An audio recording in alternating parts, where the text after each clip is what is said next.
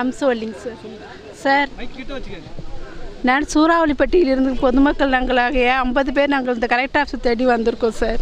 எங்கள் வீட்டில் எங்கள் குடிகாரனால ஒருத்த வந்து எங்கள் வீட்டுக்காரே அடித்து கொண்டுட்டான் வண்டியில் வந்து. அன்னைக்கு எங்கள் விதவையாகிறது காரணமே இந்த போதை தான். நான் என் வீட்டுக்காரை இழந்துட்டு இன்றைக்கி ரொம்ப கஷ்டப்படுறேன். நான் 24 நேரமும் ஒயின் ஷாப் 12 மணிக்கு திறக்குதோ என்னமோ வீட்டில் வாங்கி விற்றுட்ருக்காங்க. உழைக்க போகிறத விட்டுட்டு குடிக்க போகிறதுக்கு தான் முதல்ல போயிட்டுருக்குறாங்க. எங்கள் பிள்ளைங்களும் கெட்டு போகிறாங்க. ஆடை இல்லாமல் ரோட்டில் படுத்துருக்காங்க.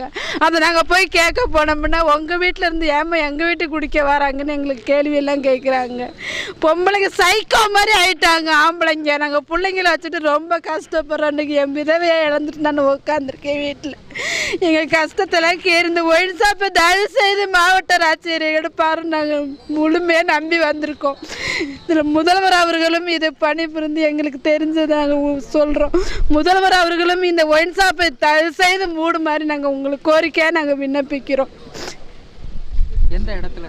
சூறாவளி ஸ்ரீரங்கம் தாலுக்கா சூறாவளிப்பட்டி மணிகண்டம் ஒன்றியம் சூறாவளிப்பட்டியில் எங்கள் ஒரு ஒயின் ஷாப்பை தயவு செய்து மூடுமாறு காலையில் விழுந்து கேட்குறோம் சார். இறந்த ஒரு 3 பேர் அங்கே இறந்து போயிட்டாங்க சார். இறந்து அடிப்பட்டே செத்துட்டாங்க அந்த இடத்துலையே. இன்றைக்கி நிறைய பேர் பொம்பளைங்க குடிநிலையே விதவையாக நிற்கிறோம். இன்றைக்கி நாங்கள் கலெக்டர் ஆஃபீஸில் விதவை பணம் வாங்குறதுக்கு வந்து நாங்கள் நிற்கிறோம். அதுக்கெல்லாம் காரணமே இந்த ஒயின் ஷாப்பு தான் சார். அதை தயவு செய்து மூடிடுங்க சார்.